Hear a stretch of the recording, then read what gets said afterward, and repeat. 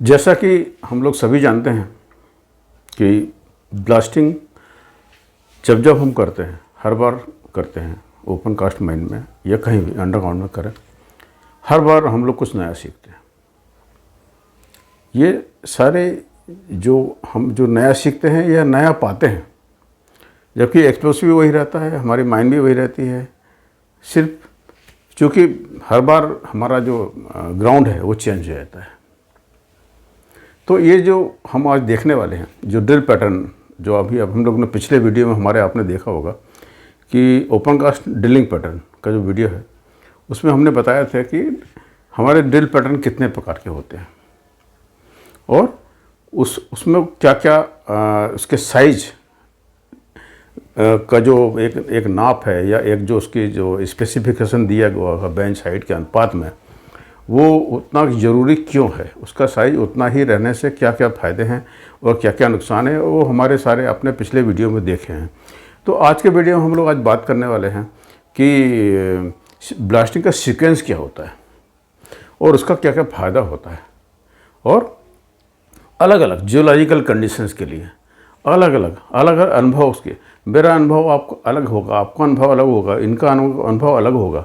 ये सारे जो जियोलॉजिकल कंडीशन, हर माइन की, हर जगह की जियोलॉजिकल कंडीशंस अलग अलग हैं, इसलिए उसमें जो हम सीक्वेंसेस अपने हिसाब से, जो अपने अनुभव के आधार पे हम लोग बनाते हैं, जो अपना हिसाब से उसको बना के रखते हैं, वो सारी बातें हम आज देखने वाले हैं कि कौन कौन से टाइप के जनरली दो जो सीक्वेंस होते हैं फायरिंग के, डिटोनेटर से डिटोनेटर का जो शॉर्ट होल से शॉर्ट होल का जो कनेक्शन होता है वो किस प्रकार का होता है, ये सारी बातें हम आज के वीडियो में देखने वाले हैं।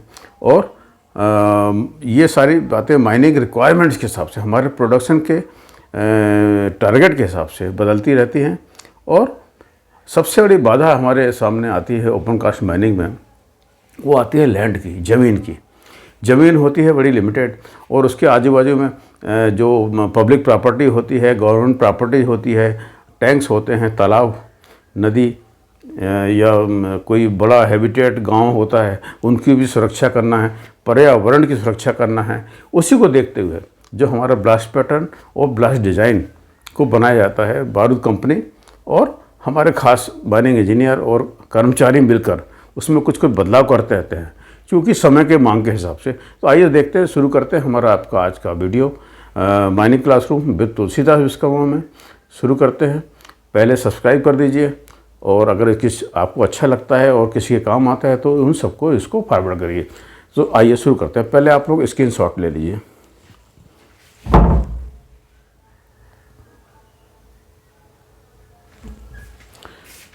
तो हम देखते हैं सीक्वेंस फायरिंग का क्या फायदा है या उसका रोल क्या है। Role of sequence firing to provide extra safety.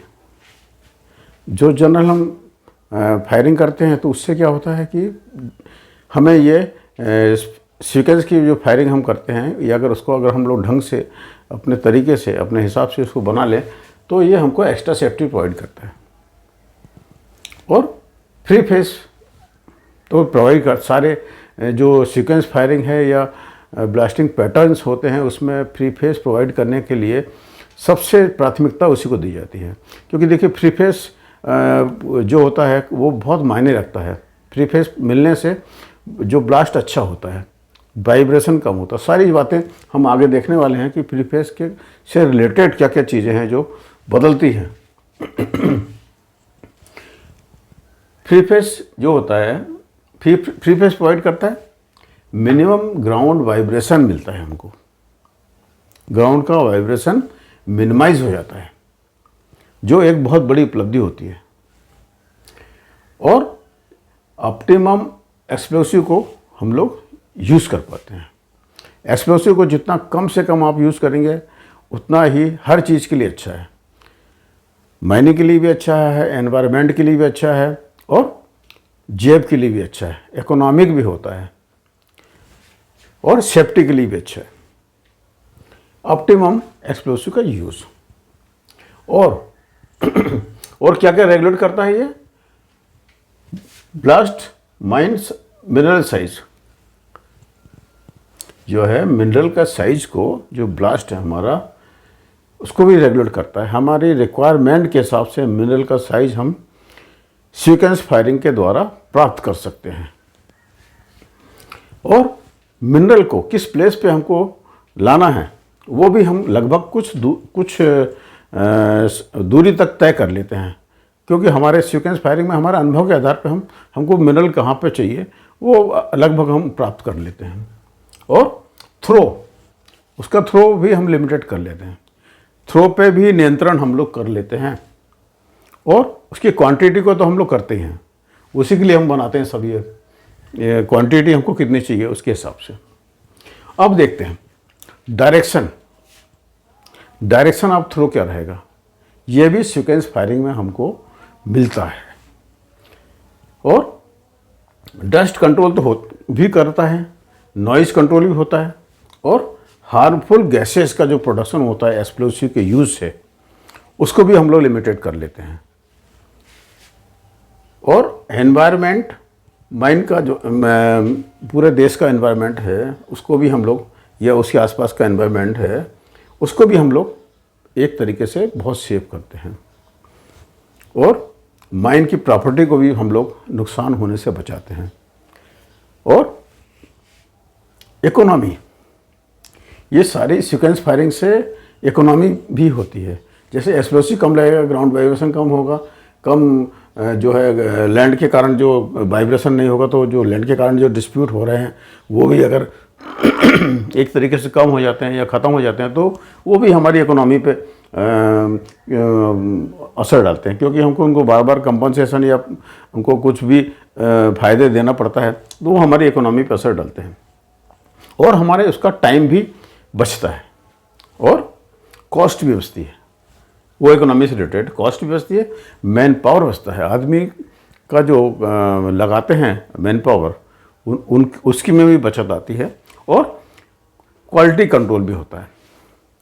Sequence firing से एक और भी फ़ायदा है कि क्वालिटी का कंट्रोल हो जाता है हमारा। वो भी एक अलग, हम लोग थ्रो के कारण हम लोग उसको अलग एक जगह इकट्ठा कर सकते हैं, और हमारा जो मेन मिनरल है जो कॉस्टली होता है उसको हम लोग अलग उसको रख सकते हैं सीक्वेंस फायरिंग के द्वारा।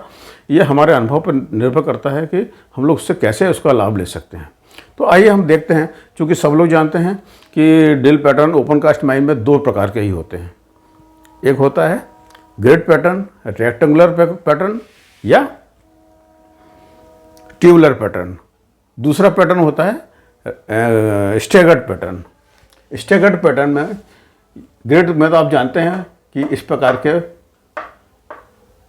होल के नीचे होल का एक हम लोग ऐसा बनाते हैं स्क्वायर, ये रेक्टेंगुलर इस टाइप से बनाते हैं।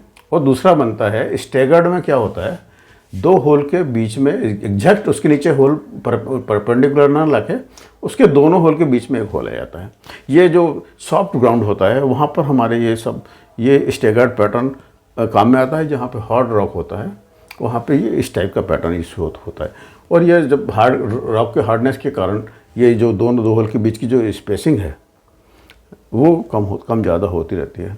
और बर्डन भी बदलता रहता है। बर्डन और स्पेसिंग क्या होती है ये आप लोग पिछले वीडियो में देख लीजिए, और आप जानते भी होंगे।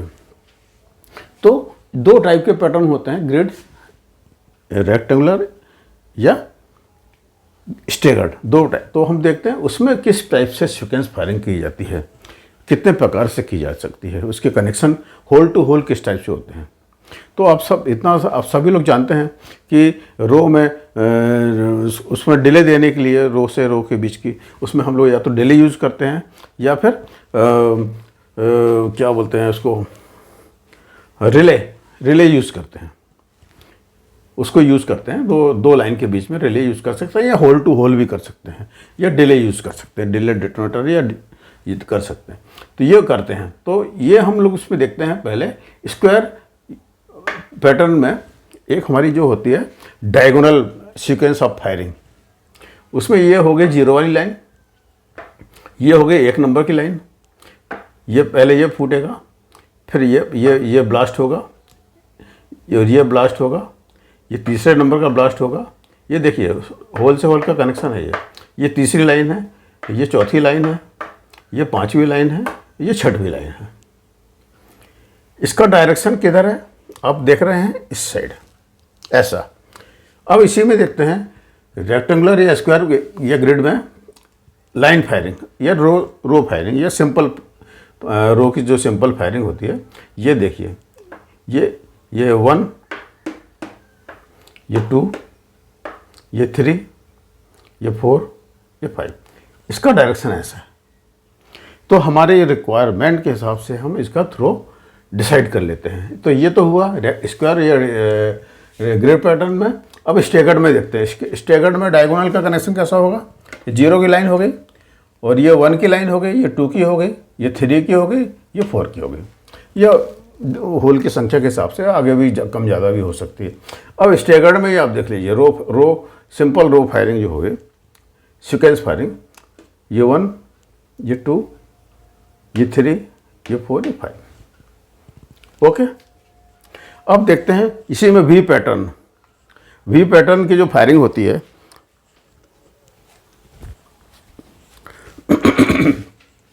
इसमें एक वी बनता है।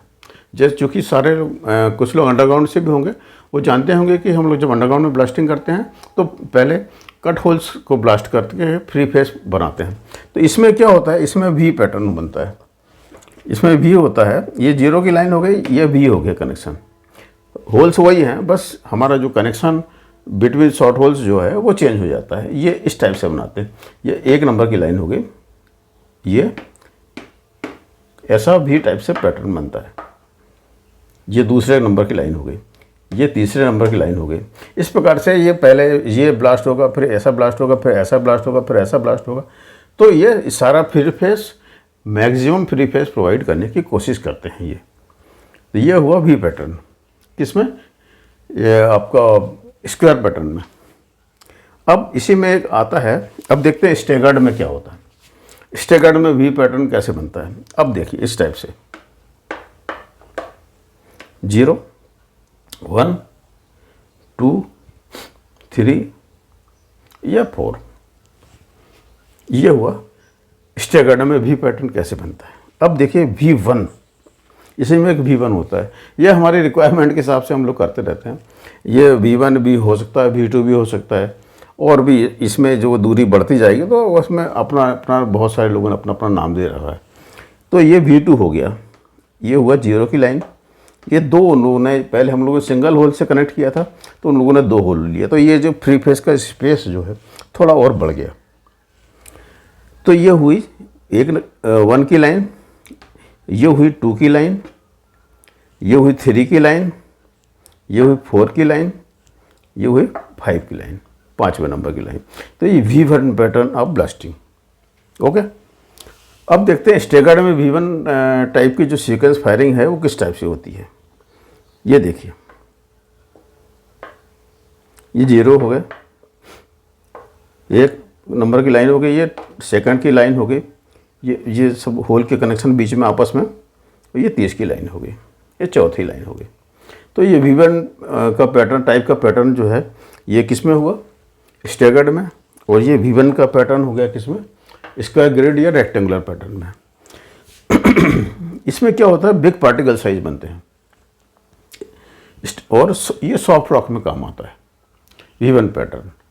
तो ये हुई कुछ कनेक्शन 2 होलों के बीच में या सीक्वेंस फायरिंग। और मोस्टली हमारा वीडियो आज ख़त्म हो चुका है, कैसे ओपन कास्ट माइन में ब्लास्टिंग करना है और सीक्वेंस फायरिंग क्या होती है। और उम्मीद है ये आपके परीक्षा में काम आएगा। देखने के लिए बहुत बहुत धन्यवाद।